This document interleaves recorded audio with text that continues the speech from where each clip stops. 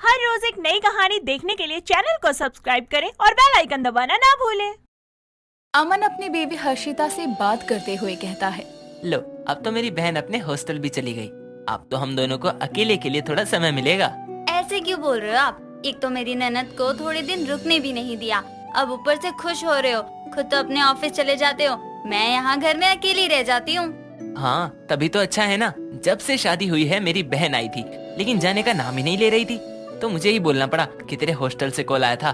शादी के बाद अभी तक हमने थोड़ा सा भी समय साथ नहीं बिताया है। और तुम्हें क्या है, तुम तो जब देखो चिपकी रहती थी ना मेरी बहन के साथ। हाँ, तो आपकी बहन मेरी ननद भी लगती है, उसकी वजह से ही मेरा मन लगने लगा था, लेकिन आपने तो उसे भी झूठ बोलकर भेज दिया। ऐसा कोई करता है क्या भला? अरे कोई नहीं करता है, लेकिन मुझे करना पड़ा, क्योंकि एक तो हमारा घर छोटा है, एक ही कमरा है। अब मेरी बहन भी यहीं रह रही थी, तो तुम दोनों साथ सोते और मुझे बाहर अकेले सोना पड़ता था।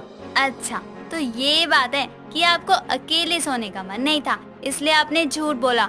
आपके झूठ की वजह से मुझे कितनी प्रॉब्लम हो रही है, आपको पता भी है? तुम्हें क्या प्रॉब्लम हो रही है? तुम्हें तो खुश होना चाहिए कि अब हम दोनों के बीच कोई नहीं आएगा। अच्छा, क्या प्रॉब्लम है? मेरी ननद थी तो मुझे कितनी मदद हो जाती थी। नई नई शादी करके आई थी, तब से लेकर अब तक वो साथ थी मेरे। बहुत अच्छी दोस्त भी बन गई थी मेरी तो वो। कोई नहीं, अब से मैं तुम्हारा दोस्त बनने की कोशिश करूंगा ना। और क्या चाहिए तुम्हें? अब ना तुम मुझे ज्यादा ताने मत दो, वैसे ही इतने दिनों बाद हमें अकेले समय मिला है। ठीक है, जैसा आपको अच्छा लगे वही सही है हमारे लिए। अब खुश? दोनों एक दूसरे के करीब आने लगते हैं और जैसे ही अमन हर्षिता का हाथ पकड़ता है कि तभी घर की डोरबेल बजने की आवाज आती है और हर्षिता दरवाजा खोलने जाती है।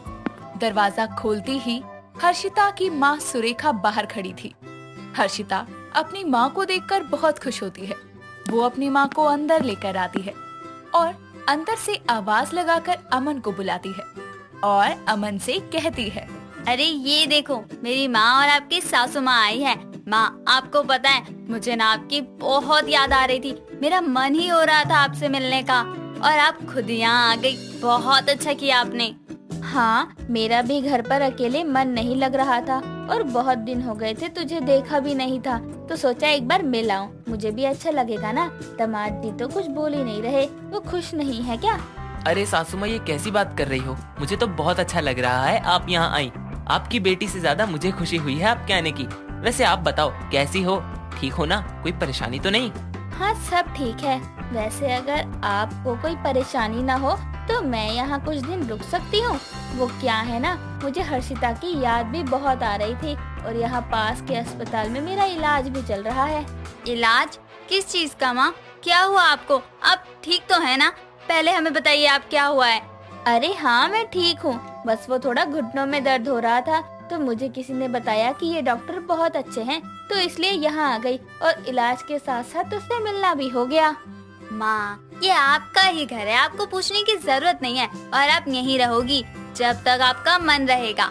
इतने दिनों बाद आई हो आप। वैसे तो आपको जाने नहीं देने वाली मैं। अमन, सही बोल रही हूँ ना? हाँ हाँ, बिल्कुल सही बोल रही हो तुम। लो, हो गया काम।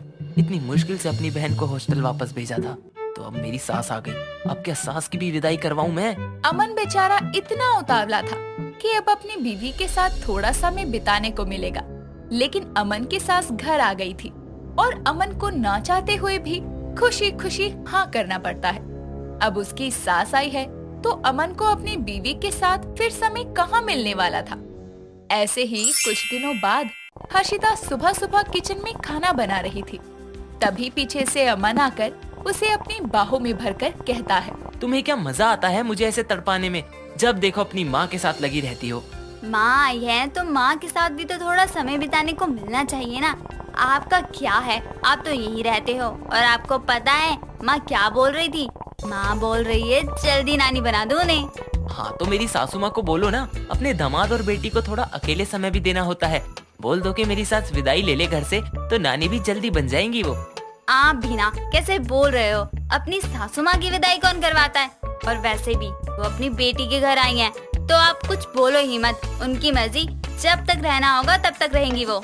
हाँ हाँ, उन्हें क्या, प्रॉब्लम तो मुझे हो रही है ना। अब तो सास की विदाई सच में करवानी पड़ेगी। क्या कुछ कहा आपने?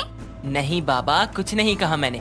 जाओ मेरी सासू माँ को नाश्ता करवाओ, मैं जा रहा हूँ ऑफिस। अमन वहाँ से ऑफिस चला जाता है, लेकिन अब उसे अपनी सास की विदाई करवानी थी, इसीलिए वो सास की विदाई करवाने की सोचने लगता है और शाम को ऑफिस से घर आता है और घर आते ही हर्षिता और अपनी सास को बुलाता है। दोनों से कहता है, सासू माँ, आपके घुटने का दर्द ठीक हुआ या नहीं? अगर नहीं हुआ है तो बताओ, मेरा एक बहुत ही अच्छा डॉक्टर फ्रेंड है, उसके पास चलते हैं हम लोग, वहाँ पर आपका इलाज करवाएंगे। हाँ ठीक तो हो रहा है, लेकिन कुछ दिन तक और जाना है। वो क्या है ना, डॉक्टर साहब के यहाँ एक थेरेपिस्ट भी है, वो मेरी एक्सरसाइज करवाता है, तो उससे मुझे बहुत आराम मिल जाता है, इसलिए किसी और डॉक्टर के पास जाने की जरूरत नहीं है।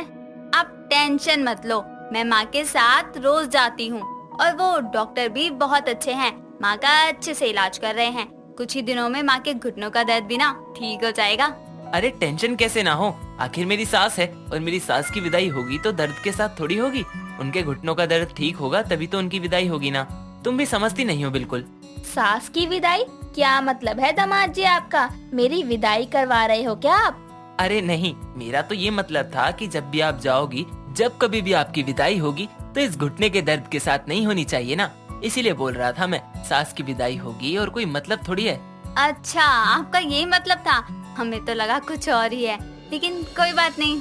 अमन अपने दिल की बात बोल देता है, लेकिन फिर वो झूठ बोलकर मुकर भी जाता है।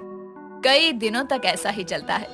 अमन की सास है कि जाने का नाम ही नहीं ले रही थी और अमन चाहकर भी कुछ नहीं कर पा रहा था। कुछ दिनों बाद सब लोग घर पर होते हैं, तो अमन का ससुर मनोज घर आकर कहता है, क्या हुआ भाग्यवान, यहाँ आने के बाद मुझे तो बिल्कुल ही भूल गई। मैं तुम्हारे मायके से विदाई करवा के लाया था अपने घर, अब क्या मुझे यहाँ अपनी बेटी के घर से भी विदाई करवानी पड़ेगी, तभी तुम वापस आओगी? अरे ससुर जी, आप यहाँ मेरी सास की विदाई करवाने आए हो? मुझे तो लगा मेरी सास यहीं रहेंगी अब। आइए आइए। अरे आप भी ना, पता नहीं क्या दिक्कत है, जब देखो सास की विदाई के लिए बोल देते हैं। और पापा, आप अचानक आ गए, बताया भी नहीं कि आने वाले हो। अरे तुम भड़क क्यों रही हो? मैं तो बस ऐसे ही बोल रहा था। ससुर जी आए हैं, अब तो वो भी हमारे साथ रहेंगे ना यहीं पर। क्यों ससुर जी, सही बोल रहा हूँ ना? नहीं बेटा, मैं तो यहाँ सुरेखा को ही लेने आया हूँ। तो क्या हुआ, मैं जाऊंगी थोड़ी, इन्हें क्या है, ये तो काम के लिए दूसरे शहर चले जाते हैं। अब मैं अपना इलाज करवाने अपने दामाद के घर आई हूँ तो याद आ गई इनको। तभी तो लेने आया हूँ। तुम्हें बहुत शिकायत थी ना कि मैं तुम्हें अकेले छोड़कर काम पर चला जाता था, तो अब मैं तुम्हारे साथ ही रहूंगा क्योंकि मुझे रिटायरमेंट मिल गई। अब तुम्हें जहाँ जाना है चलो, मैं लेकर चलूंगा। लेकिन माँ के तो घुटनों में दर्द है ना, माँ कैसे घूमने जा सकती है? माँ को यही रहने दो, इलाज के बाद ले जाना। अरे इसको क्या पंचायत है, जाती हुई बला को खुद से क्यों रोक रही है?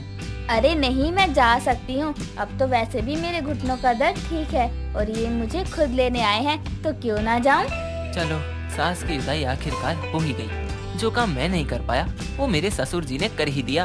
अमन बहुत खुश हो जाता है और जब उसकी सास की विदाई होती है तो वो धूमधाम से अपनी सास की विदाई करवाता है, जिसके बाद फाइनली उसको अपनी बीवी के साथ समय बिताने का मौका मिलता है। दोस्तों, अगर आपको ये कहानी पसंद आई तो इसे लाइक करें, शेयर करें और कमेंट करके बताएं कि कहानी में आपको सबसे अच्छा क्या लगा।